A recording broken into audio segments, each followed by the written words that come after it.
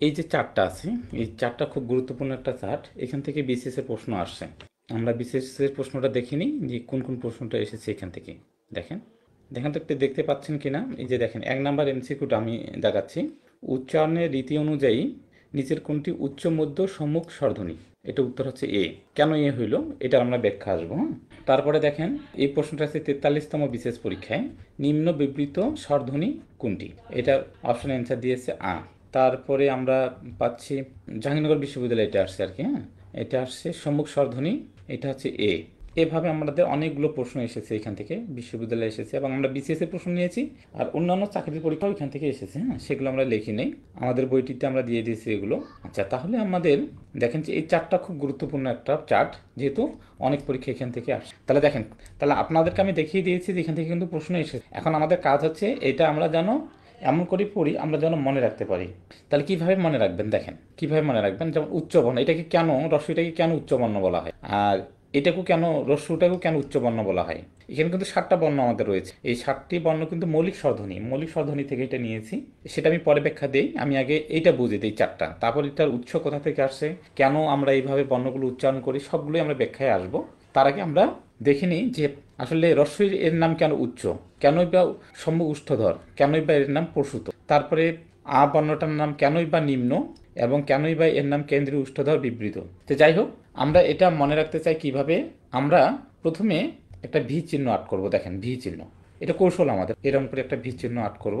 আমরা কৌশল দিয়ে শিখতে যাচ্ছি, আমরা ব্যাখ্যাগুলোও শিখে ফেলব। এই যে ভি চিহ্ন আট করবেন, এটা সহজ কাজ। তারপর ভি চিহ্নের সাথে একটা ত্রিভুজ আট করবেন। এই যে ত্রিভুজ, এই যে ত্রিভুজ হয়ে গেল না, এটা ত্রিভুজ। তারপর উপরে উপরে আপনি চতুর্ভুজ আট করবেন। এই যে চতুর্ভুজ, আপনার কাজ শেষ। আপনি কিন্তু এখন এটা আপনার সারা জীবন মনে থাকবে এই কৌশলটা দিয়ে। তাহলে কি করবেন, প্রথমে একটা ভি চিহ্ন আট করলেন। ভি চিহ্নর পরে আপনি একটা এখানে কি করলেন, এখানে একটা ত্রিভুজ আট করলেন। এই যে 3টা বাহু দ্বারা সীমাবদ্ধ ক্ষেত্রকে ত্রিভুজ বলে, আর এই 4 বাহু দ্বারা সীমাবদ্ধ ক্ষেত্রকে চতুর্ভুজ বলে। তারপর ভি চিহ্নটাকে আমরা 2টা অংশে ভাগ করলাম। একটা হচ্ছে ত্রিভুজে ভাগ করলাম, আর একটা ভাগ করলাম আমরা চতুর্ভুজে। আশা করি বুঝতে পেরেছেন। ঠিক আছে, এইখানে আমাদের অবর্ণটা থাকবে, এখানে আমরা আ বর্ণটা রাখবো। আর দুইটা মিলে আমরা এখানে লিখবো অবর্ণ, এর সাথে আমরা এটাকে জফলা করে তারপর আবার আকারও দেব। বাংলা বর্ণমালায় এই বর্ণটি নেই আমাদের, এটা একটা ধ্বনি আকারে ব্যবহৃত হয়। ভাষাবিজ্ঞানী আব্দুল হাই এই এই ধ্বনিটাকে আমাদের সংযুক্ত করেছে। তাহলে এটা আমাদের কিন্তু বর্ণ না, এটা আমাদের ধ্বনি। কারণ আমাদের যে বর্ণ, স্বরবর্ণ যে আমাদের 11টি আছে, এই 11টির জায়গায় কিন্তু এই এ বর্ণটা কিন্তু নাই। আছে কি নাই, এই বর্ণটা আমাদের নাই। তার মানে যেহেতু এটা নাই, এটা ধ্বনি আকারে আমাদের ব্যবহৃত হবে। এই জন্য সকল ধ্বনি বর্ণ নয়, কিন্তু সকল বর্ণই ধ্বনি। এটা নিয়েও ব্যাখ্যা দিব আমরা, এটা একটা চমৎকার ব্যাখ্যা। হ্যাঁ, এটা নিয়েও ব্যাখ্যা দিব। তো যাই হোক, আপনারা ত্রিভুজের মধ্যে 3টা বর্ণ লিখবেন কিভাবে। স্বর, স্বরেয়া, এ। স্বর একটা বর্ণ, স্বরে একটা বর্ণ, কিন্তু এটা আমাদের বর্ণ না, এটা আমাদের ধ্বনি। ঠিক আছে, এটা আমরা লিখলাম। তারপরে আমরা এখানে লিখবো রস্বই। তাহলে রস্বই, রস্যু। এখানে লিখবো আমরা এ, আর এখানে ও। তাহলে স্বরবর্ণ কিন্তু আমাদের 11টি, স্বরবর্ণ 11টি। আমরা একটু লিখে নেই, এই হচ্ছে আমাদের স্বরবর্ণ 11টি। এই স্বরবর্ণ 11টির মধ্যে কিন্তু এ বর্ণটা কোথাও নেই। আছে কি কোথাও? কোথাও নেই। এই কারণে আমরা বলবো যে এটা শুধুমাত্র ধ্বনি আকারে ব্যবহৃত হবে, বর্ণ আকারে নয়। আর বাকিগুলো কিন্তু আমাদের আছে, এখানে অ আছে, আ আছে, রস্বই আছে, দীর্ঘই না। দীর্ঘই কেন নাই, কারণ এটা দীর্ঘ স্বর, এটা আমাদের রস্বস্বর হিসেবে ব্যবহৃত হয় না। তারপর রস্য, তারপরে এ, তারপর ও। এই আমরা 7টা বর্ণ নিয়েছি। দেখেন, এই 1 বর্ণ, 2 নম্বর বর্ণ নিয়েছি, তারপর রস্বই নিয়েছি, তারপর রস্যও নিয়েছি, তারপরে এ নিয়েছি, তারপর ও নিয়েছি। তাহলে 1 2 3 4 5 6, 6টা বর্ণ নিয়েছি। আর এর সাথে একটা এ বর্ণটা আমরা সংযুক্ত করছি। তাহলে পরীক্ষা যদি আসে, দেখেন মৌলিক, পরীক্ষা যদি আসে মৌলিক স্বরধ্বনি কয়টি, তাহলে লিখবেন মৌলিক স্বরধ্বনি হচ্ছে 7টি। 7টি কি 7টি, এই যে এখানে বর্ণ হিসেবে 6টি পাবো, আর এ বর্ণটাকে আমরা এখানে সংযুক্ত করব। তাহলে আমাদের মৌলিক স্বরধ্বনি 7টি মনে থাকবে। স্বরেয়, স্বরেয়া, এ, রস্বই, রস্য, এ এবং ও। তার মানে আমরা শিখবো উচ্চ মধ্য, নিম্ন মধ্য, এর সাথে আমরা মৌলিক স্বরধ্বনিগুলো শিখে ফেললাম। তাহলে আমাদের মৌলিক স্বরধ্বনি হচ্ছে 7টি। বুঝতে পেরেছেন? আমাদের মৌলিক, দুই পরীক্ষা আসে মৌলিক স্বরধ্বনি কয়টি? 7টি। সেই 7টি কি কি? স্বর, স্বরেয়া, স্বর, স্বরেয়া, রস্বই, রস্যৌ, তারপর হচ্ছে এ, ও। এই হচ্ছে আমাদের 7টি মৌলিক স্বরধ্বনি। এই মৌলিক স্বরধ্বনিগুলোকে আমরা উচ্চারণ ভেদে আমরা বিভিন্ন নাম দিয়েছি। এবার আসেন, এইখানে আসেন। এই যে উচ্চ, ধরেন তো আমাদের সমাজে 4 শ্রেণীর লোক আছে। এক শ্রেণী হচ্ছে কোটিপতি, এক শ্রেণী হচ্ছে লাখপতি, হাজারি, আর একটা হচ্ছে বাজারি। তার মানে 4 শ্রেণীর আমাদের সমাজের লোক রয়েছে। একটা কোটিপতি, যার কোটি কোটি টাকা। আরেকটা হচ্ছে কি, আরেকটা হচ্ছে উচ্চ মধ্য, মানে হচ্ছে ওই যেটা লাখপতি, লক্ষ টাকার মালিক। আরেক শ্রেণী আছে হাজারি, যার হাজার হাজার টাকা আছে। আর এক শ্রেণী আছে বাজারি। এই বাজারি শ্রেণীর লোকটাই কিন্তু সবচেয়ে ভালো আমার মতে। কেন? এরা কোনো বাসিয়া খাবার খায় না, কোনো ফ্রিজ নাই, বাজার যায়, দিনে আনি দিনে খায়। তাহলে এরা হচ্ছে নিম্ন। তার মানে আমাদের বর্ণগুলো 4টি শ্রেণীতে ভাগ করছে। মৌলিক স্বরধ্বনিগুলোকে যদি বলা হয় কয়টি শ্রেণীতে ভাগ করছে? 4টি শ্রেণীতে। জিহ্বার তারতম্যের ভিত্তিতে, জিহ্বার তারতম্যের ভিত্তিতে 4টি শ্রেণীতে ভাগ করেছে। এখন বলেন তো, কোটিপতির জিহ্বার জোর বেশি হবে না? যার টাকা বেশি তার জিহ্বারও জোর বেশি, অবশ্যই তার জিহ্বার জোর বেশি থাকবে। লাখপতি তার চেয়ে একটু জিহ্বার জোর কম থাকবে, হাজারি তার চেয়ে একটু কম থাকবে, আর বাজারে যারা দিনে আনি দিনে খায় তাদের জিহ্বার জোর থাকবে না। কারণ জিহ্বার জোর বেশি থাকলে তো সে মানুষের বাসায় কাজ করে খেতে পারবে না, ঠিক না? তাহলে বুঝতে পেরেছেন যে এটা জিহ্বার উপর ভিত্তি করে এই বর্ণগুলোকে 4 শ্রেণী ভাগে বিভক্ত করা হয়েছে। তাহলে কোটিপতি মানে উচ্চ, কোটিপতি লোক যারা কোটি কোটি টাকার মালিক, তারা জিহ্বার জোর বেশি থাকে, যারা যা বলে তাই হয়। আজকে মন্ত্রীরা যা বলবে তাই টেলিভিশনগুলো প্রচার করবে। গরিব লোকের কথা কি প্রচার করে? ওরা করে না। তার মানে কোটিপতি মানে জিহ্বার জোর বেশি, টাকার জোর বেশি, তার জন্য এরা উচ্চ। তো উচ্চ বর্ণটা কি হবে? উচ্চ বর্ণটা হচ্ছে জিহ্বার জোর বেশি থাকবে, অর্থাৎ জিহ্বাটা সবচেয়ে উপরে যা থাকবে। বুঝতে পেরেছেন? তাহলে উচ্চ বর্ণটা কি? জিহ্বাটা সবচেয়ে উপরে থাকবে। লাখপতিটা তার চেয়ে একটু কম থাকবে, তাহলে হাজারিটা তার চেয়ে কম থাকবে, নিম্নটা তার চেয়ে কম থাকবে। তার মানে এই শ্রেণীটা হচ্ছে আমাদের উপরে, এইটা উপরে, এটা হচ্ছে আমাদের কোটিপতি, মানে এটা হচ্ছে উচ্চ, এটা হচ্ছে আমাদের কি? উচ্চ বর্ণ। তাহলে পরীক্ষা যদি আছে উচ্চ বর্ণ কোন দুইটি? রস্বই এবং রস্য। কেন? কারণ এই বর্ণ দুইটা যদি আমরা উচ্চারণ করি তাহলে আমাদের জিহ্বাটা একবারে উপরে থাকে। দেখেন, রস্বই রস্য, রস্বই রস্য, ই। আপনি আসলে এটা তো রস্বই উচ্চারণ না, অনেকে হয়তো বুঝবেন না, এটা উচ্চারণ হচ্ছে ই। ই উচ্চারণ করেন, ই উচ্চারণ করলে আমরা দেখুন জিহ্বাটা উপরে চলে যাচ্ছে, ই। তারপর উ, তাহলে ই আর উ যদি আমরা উচ্চারণ করি তাহলে আমাদের জিহ্বাটা কি উপরে চলে যাচ্ছে। এই জন্য এই বর্ণ দুইটার নাম হচ্ছে আমাদের কোটিপতি বর্ণ। তাহলে কোটিপতি বর্ণ আমরা পাইছি, কোটিপতি বর্ণ আমরা পেয়েছি রস্বই এবং রস্য। এরপরে যেটা, সেটা হচ্ছে উচ্চ মধ্য, ওই যে আমাদের লাখপতি। এবার একটু জিহ্বার জোরটা নিজে থাকবে, এ এবং ও, এ এবং ও। আমরা যদি উচ্চারণ করি এ এবং ও, তাহলে কিন্তু জিহ্বাটা আমাদের কি যাচ্ছে? একটু নিচে পড়তেছে। তাহলে বুঝতে পেরেছেন? তাহলে এ এবং ও বর্ণটা উচ্চ মধ্য, মানে লাখপতি বর্ণ। লাখপতির কারণে আমাদের এ এবং ও উচ্চ মধ্যতে চলে গেল। এবার দেখেন, তাহলে নিম্ন বর্ণ নিম্ন মধ্যবর্ণ। নিম্ন মধ্যবর্ণ মানে হচ্ছে উচ্চ মধ্যের একটু নিচে, এ এবং অ যখন উচ্চারণ করবো জিহ্বাটা আরেকটু নিচে। আর এই বর্ণটা হচ্ছে আমাদের, তাহলে কি এই বর্ণটা হচ্ছে আমাদের নিম্ন বর্ণ, এই বর্ণটা হচ্ছে আমাদের নিম্ন বর্ণ। তার নিম্ন বর্ণ থাকার কারণে এই বর্ণটা আমরা সবারে নিচে থাকলে আ উচ্চারণ যদি করি আ, তাহলে জিহ্বাটা আমাদের একবারে শায়িত অবস্থায় থাকতেছে, জিহ্বাটা তখন একবারে শায়িত অবস্থায় থাকতেছে। এই পর্যন্ত কারা কারা বুঝেন নেই একটু বলেন তো। তারপর আরো কৌশল দেবো আমি, কৌশলের কৌশল দেবো। কখন? যতক্ষণ পর্যন্ত আপনি বুঝবেন না ততক্ষণ পর্যন্ত কৌশল দিতেই থাকবো। মোটামুটি সবাই বুঝতে পেরেছেন? তাহলে দেখেন, তাহলে উচ্চ বানানে আমাদের কি আছে? রস্য আছে। তাহলে উচ্চ বানানে রস্য আছে, মানে রস্য। তার মানে এটারও মাত্রা আছে, উপরে এটারও কি আছে? এরকম আছে, রস্যের উপরে আছে। তার মানে আমরা দেখলে বুঝতে পাবো বর্ণমালায় যে এই দুইটা বর্ণ, এই দুইটা বর্ণের উপরে কি আছে? এই যে উচ্চ বানানে রস্য আছে, রস্য এটা মনে রাখলে আবার রস্য এটা মনে রাখবো, দুইটার উপরে কি আছে? এরকম একটা চিহ্ন আছে, এই চিহ্নটা কি? এইরকম আছে। উচ্চ বানানে এটা আছে এবং রস্যই বানানো এইরকম আছে। তার মানে আমরা মনে রাখবো এই যে ইউ বর্ণ আমরা মনে রাখবো, ইউ। ইউ মানে কি? ইউ মানে হচ্ছে তুমি, ইউ মানে তুমি। এই তুমি বর্ণটা ইউ বানান করতে, ইউ মানে তুমি না, ইংরেজিতে ইউ, বাংলায় তুমি। এই তুমি শব্দের অর্থে যে বর্ণ দুইটা পাচ্ছি আমরা, রস্য এবং রস্য, এই দুইটা হচ্ছে উচ্চ। তাহলে দুটো কোষ এসে গেলাম, উচ্চ বানানে রস্য আছে, রস্য দিয়ে রস্য মনে রাখবো এবং এটা রস্যই মনে রাখবো, অথবা আমরা ইউ মনে রাখবো। তাহলে ইউ বর্ণটা আমরা মনে রাখবো আপনি। তার মানে এই আপনি শব্দের মধ্যে আমরা যেটা পাচ্ছি সেটা হচ্ছে উচ্চ। তাহলে আমরা অ বর্ণটা এবং এ বর্ণটা, অ এ, তাহলে সরেয়া এ, তাহলে এখানে আমরা বুঝতে পারি ত্রিভুজের মধ্যে, এটা ত্রিভুজের মধ্যে। তার মানে অ আ এ, তার মানে অ এবং অ বর্ণ এবং এ বর্ণটা হচ্ছে নিম্ন মধ্য, আর আ বর্ণটা হচ্ছে একবারে নিম্ন। এ হচ্ছে বাজারি বর্ণ, অর্থাৎ খেটে খাওয়ার লোক। খেটে খাওয়ার লোকের জিহ্বা জোর নিচে থাকে, এই জন্য আ বর্ণ উচ্চারণ করলে, আ বর্ণটা দেখেন, আ বর্ণটা উচ্চারণ করলে ও আ একবারে জিহ্বাটা সাহিত্য অবস্থায় থাকতেছে। তাহলে এটা বুঝছি। এবার আসেন, এরপরে আসেন আমরা এইটাতে যাব। দেখেন, সম্মুখ উষ্ঠধর প্রসূত, কেন্দ্রীয় উষ্ঠধর বিবৃত, পঞ্চায়েত উষ্ঠধর গোলাকৃতি। দেখেন উষ্ঠটা কেমন থাকবে?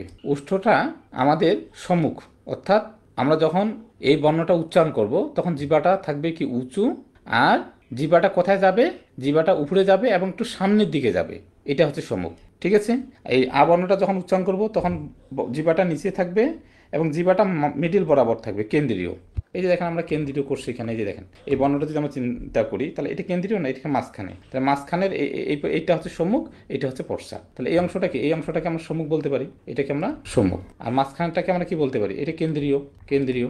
আর এইটাকে আমরা কি বলতে পারি, এটাকে আমরা কি পশ্চাৎ বলতে পারি। তাহলে এইটা হচ্ছে সম্মুখ, এটা হচ্ছে কেন্দ্রীয় মাঝখানেরটা, আর এদিকে হচ্ছে পশ্চাৎ। তাহলে এই বর্ণগুলো কি, এই বর্ণগুলো আমরা যখন জিহ্বাটা উচ্চারণ করব, যখন জিহ্বাটা উপরে থাকবে এবং সামনের দিকে থাকবে, এর জিহ্বাটা কি সামনের দিকে থাকবে, একটু সামনের দিকে যাবে, এটাও সামনের দিকে যাবে, জিহ্বাটা সামনের দিকে যাবে। আর আ বর্ণটা যখন উচ্চারণ করব তখন কিন্তু আমাদের কি, তখন কিন্তু আমাদের এই জিহ্বাটা আমাদের কি থাকবে, কেন্দ্রে থাকবে। অর্থাৎ কেন্দ্র মানে কি, মাঝখানে থাকবে। কেন্দ্র মানে হচ্ছে মাঝখানে থাকবে।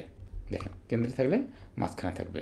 তার মানে এই তিনটা বর্ণ, আমরা এই তিনটা বর্ণ, এই তিনটে 1 2 3, এই দেখেন এই তিনটা বর্ণ, এই তিনটা বর্ণ কিন্তু সমান, এটা কেন্দ্রীয় মাঝখানে, আর এই তিনটা বর্ণ হচ্ছে পশ্চাৎ। এই যে এই বর্ণ তিনটা আমাদের পশ্চাৎ, এই যে দেখেন এই যে এই বর্ণ তিনটা আমাদের পশ্চাৎ, এটা এটা এটা পশ্চাৎ। আচ্ছা একটু, তাহলে আমরা পশ্চাৎ পাচ্ছি। এবার দেখেন আরেকটা বিষয় শিখব, সেটা হচ্ছে প্রসূত।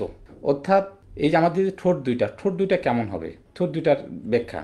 একটা প্রসূত, একটা বিবৃত, একটা গোলাকৃতি। ঠিক আছে, গোলাকৃতি মানে গোল হবে, আর বিবৃত মানে অনেক বড় ফাঁকা হবে, প্রসূত মানে কম ফাঁকা হবে। তাহলে প্রসূত, তাহলে আমরা শিখে ফেললাম। দেখেন তাহলে এই বর্ণটা যখন আমরা উচ্চারণ করব তখন কি হবে, তখন আমাদের জিহ্বাটা উপরে যাবে এবং সামনের দিকে যাবে। ই ই বর্ণটা যখন উচ্চারণ করতেছি তখন জিহ্বাটা আমাদের সামনের দিকে যাচ্ছে এবং জিহ্বাটা সবচেয়ে উপরে উঠে যাচ্ছে, আর ঠোঁটটা কম ফাঁকা হবে, অর্থাৎ মানে ফাঁকা হবে না বললেই চলে এরকম। ঠিক আছে, যখন আমরা আ বর্ণটা উচ্চারণ করবো, আ বর্ণটা উচ্চারণ করেন, আ বর্ণটা, তাহলে কি হচ্ছে, জিহ্বাটা কি নিচে নামতেছে, একবারে নিচে। জিহ্বাটা কি কেন্দ্রীয় বরাবর, কেন্দ্রীয় বা কি মাঝখান বরাবর। আরেকটা হচ্ছে ঠোঁটটা কেমন হচ্ছে, ঠোঁট দুইটা মানে বিবৃত, বিবৃত মানে একবারে ফাঁকা। তাহলে এখন চিন্তা করেন আ বর্ণটা যে গরিব, সব দিক দিয়ে মিলছে। দেখেন আ বর্ণটা সব দিক দিয়ে মিলছে। দেখেন আ বর্ণটা নিম্ন, গরিব মানুষ দেখেন খোলা মেলা জায়গায় থাকে। তাহলে দেখেন আমরা কয়তলা বিল্ডিং তৈরি করছি, একটা করে গ্রাউন্ড ফ্লোরও, এটা দ্বিতীয় তলা, এটা তৃতীয় তলা, এটা চতুর্থ তলা, এটা ফার্স্ট ফ্লোর, এটা সেকেন্ড ফ্লোর, এটা থার্ড ফ্লোর। তার মানে দেখেন গরিব লোক নিচে থাকে, তারপরে যারা বড় লোক তারা দ্বিতীয় তলায় থাকবে, তার সাথে যারা বড় লোক তারা তৃতীয় তলায় থাকবে, একবারে যারা বড় লোক তারা 4তলা 5তলা বাড়ি তৈরি করবে। তার মানে এই চারটা বর্ণ দেখেন মিলেও গেছে, আমাদের গরিব ধনী দিয়ে মিলে গেছে। কিন্তু তা আ বর্ণটা দেখেন, আ বর্ণটা যখন আ বর্ণটা উচ্চারণ করতেছি তখন সাহিত্য অবস্থায় থাকতেছে, জিহ্বাটা মিডিল অবস্থায় থাকে, কেন্দ্রীয়। দেখেন গরিব মানুষ কিন্তু ভোট দিতে যায়, সব জায়গায় কিন্তু গরিব মানুষকে লাগে, রিক্সা চালাইতে গরিব মানুষ লাগে, রান্না করতে গরিব মানুষ লাগে, মিছিল করতে গরিব মানুষ লাগে, সব জায়গায় কেন্দ্রীয় ভূমিকা পালন করে কিন্তু গরিব মানুষ। বাড়ি আপনি এই ধনী মানুষ 10তলা 15তলা যত তালা বিল্ডিংয়ে তৈরি করুক না কেন, কিন্তু কেন্দ্রীয় ভূমিকা পালন করে কিন্তু এই গরিব মানুষরাই। আর দেখেন, আর এরা কি খোলা মাঠেও থাকে। দেখবেন গরিব মানুষ রাস্তাঘাটে অনেক আছে যারা দিনে ঘুমায়। রেল স্টেশনে যাবেন, অনেক গরিব মানুষ দেখবেন যে রেল স্টেশনে ঘুমাচ্ছে, অনেক বস্তিতে দেখবেন যে ঘুমাচ্ছে। রেল লাইনে যাবেন, রেল স্টেশনে যাবেন যে ওইখানে গরিব মানুষ ঘুমাচ্ছে। তার মানে বিবৃত ফাঁকা জায়গায় ঘুমায়। তার মানে আ বর্ণটা সব দিক দিয়ে মিলে গেছে, যে গরিব মানুষ সব দিক দিয়ে কি মিলে গেছে। এক নাম্বার হচ্ছে গরিব, তার টাকা পয়সা নাই, এই কারণে জিহ্বার জোর কম, এই জন্য জিহ্বা নিচে থাকে। তারপরে কি, এই গরিব মানুষ বেশি চিল্লাল্লা করে, এই কারণ মুখটা হা হয়ে থাকবে, উচ্চারণ করবো তখন কি তারপরে কি, এরা কেন্দ্রীয় ভূমিকা পালন করে, সব জায়গাতে এরা আছে। গরিব মানুষ ভোট দিতে আসে, ঠিক না, ভোট দেয় সব জায়গাতে, বিল্ডিং তৈরি করে, রাস্তাঘাটে রিক্সা চালা থেকে মোটর যত আছে সব জায়গাতে গরিব মানুষ আছে। গেল এটা। তাহলে আ বর্ণটা সব দিক দিয়ে আমাদের মিলে গেছে। তাহলে এবার অ বর্ণটা যখন উচ্চারণ করবো, তাহলে কি হচ্ছে, অ বর্ণটা নিম্ন থেকে একটু উপরে উঠে যাচ্ছে, জিহ্বাটা একটু উপরে যাচ্ছে। অবর্ণ উচ্চারণ করার সাথে জিহ্বাটা কোথায় যাচ্ছে দেখেন তো, জিহ্বাটা কিন্তু পিছনের দিকে একটু যাচ্ছে, পশ্চাৎ। জিহ্বাটা উচ্চারণ করলে আমরা পিছনের দিকে উচ্চারণ করতেছি। এবং একই সাথে আমাদের যে ঠোঁটটা হচ্ছে গোলাকৃতি, অর্থাৎ গোল হচ্ছে। তার মানে এখন বুঝতে পেরেছেন, তার মানে এই যে নামকরণগুলো এগুলো আশা করি বুঝতে পেরেছেন। তাহলে এই বর্ণগুলো উচ্চারণ করলে কি, ঠোঁটটা গোল হবে, গোল হবে, গোল হবে। ও উচ্চারণ করুন, ও গোল হবে। রস্যু গোল হবে, গোল হবে। এবং জিহ্বাটা কোথায় যাচ্ছে, পিছনের দিকে চলে যাচ্ছে, পিছনের দিকে চলে যাচ্ছে। ঠিক আছে, আর আ বর্ণটা তো বললামই। আর এইটা কি, এটা দেখেন প্রসূত, ঠোঁটটা ফাঁকা হবে না, তারপর জিহ্বাটা একবারে উপরে থাকবে, তারপর সামনে থাকবে। তারপর এটাও একই কেস, একটু উপরে থাকবে, তারপরে কি প্রসূত হবে ঠোঁট দুইটা, এবং কি হবে, এবং সামনের দিকে থাকবে। তার মানে এই তিনটা বর্ণ সামনের দিকে যাবে, এই তিনটা বর্ণ পিছনের দিকে যাবে। তাহলে সহজ। এখন আমরা ওই যে মনে রাখবো, উচ্চতে দুইটা পাইছি, উচ্চতে দুইটা, একটা রস্বই একটা রস্য, প্রথমটা সম্মুখ পরে একটা পশ্চাৎ। উচ্চ মধ্যতে দুইটা পাইছি, একটা এ একটা ও, এটা হচ্ছে সামনে, ওটা হচ্ছে পশ্চাৎ। তারপর নিম্ন মধ্য তো দুইটা পাইছি, এ এবং অ। এ হচ্ছে সামনে, অ হচ্ছে পিছনে। আর একটা মাত্র বর্ণ হচ্ছে, 7টা বর্ণের মধ্যে জোড়া জোড়া 3 দুগুণা 6। আর একটা বর্ণই আছে নিম্ন, যেটা হচ্ছে কি বিবৃত, কেন্দ্রীয় এবং হচ্ছে নিম্ন। তাহলে এইভাবে আপনি 2-3 বার রিডিং করেন, আশা করি পাবেন। ঠিক আছে, এবার দেখেন তো প্রশ্ন আপনার পারার কথা। পরীক্ষা আসছে, দেখেন পরীক্ষা আসছে যে উচ্চারণের রীতি অনুযায়ী নিচের কোনটি উচ্চ সম্মুখ স্বরধ্বনি। তার মানে উচ্চ উচ্চ বর্ণ তো আমাদের দুইটা, একটা হচ্ছে উচ্চ বানানে আমরা শিখলাম কিছুক্ষণ আগে, কি আছে এই দুইটা আছে, একটা রস্বই একটা হচ্ছে রস্যু। উচ্চ বানানে আছে রস্যু, তাহলে এই দুইটা আছে। তাহলে এই দুইটা আমাদের, এটা হচ্ছে সম্মুখ, এটা হচ্ছে পশ্চাৎ। তাহলে উচ্চ, এটা উচ্চ, উচ্চ মধ্যতে কয়টা পাইলাম, উচ্চ মধ্যতে পেলাম দুইটা, একটা হচ্ছে এ, একটা হচ্ছে ও। এ এবং ও, উচ্চ মধ্যতে আমরা পাচ্ছি এ এবং ও।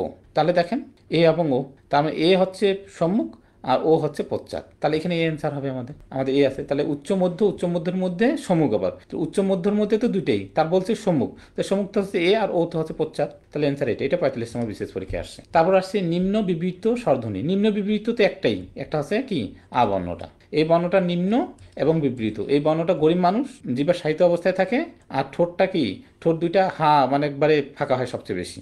বিবৃত, বিবৃত মানে ফাঁকা হবে।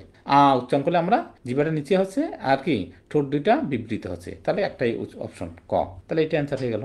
এই দুইটা আমাদের বিশেষ পরীক্ষায় আসছে, একটা 45তমে আসছে, একটা 43তমে আসছে। তারপর দেখেন সম্মুখ স্বরধ্বনি। তো সম্মুখ, সম্মুখ এখন দেখতে হবে সম্মুখ কে কি। সম্মুখ কি আছে, এই দুইটা আছে সম্মুখ, এ এবং ও। এ ও এবং দেখেন অটা কি, এখন আপনার এটা দেখেন সম্মুখ চাইছে এবং উচ্চ মধ্য, তাহলে এটা তো কি, এটা হচ্ছে নিম্ন মধ্য, এটাও এটাও নিম্ন মধ্য, এটাও নিম্ন মধ্য। এই নিম্ন মধ্য তো দুইটা, একটা হচ্ছে অ এবং একটা হচ্ছে এইটা হচ্ছে সম্মুখ, এটা হচ্ছে পশ্চাৎ। আর এই দুইটা হচ্ছে আমাদের উচ্চ মধ্য, উচ্চ মধ্য। তাহলে অবশ্যই বর্ণ দুইটা কি উপরে নিচে একটা, অবশ্যই ওই চিন্তাটাকে করতে হবে, তা ওই চিন্তাটাকে করতে হবে। তাহলে এই দুইটা অপশন আগে হবে, কারণ এরা তো নিম্নের, এরা তো উপরে, তাহলে এদেরকে আমরা বলবো তো উচ্চ মধ্যে, এটা বলবো উচ্চ মধ্যের মধ্যে বলছে কি সম্মুখ। সম্মুখকে, সম্মুখ হচ্ছে এ আর এটা ওটা হচ্ছে পশ্চাৎ। তাহলে অ্যান্সার হবে আমাদের এটা।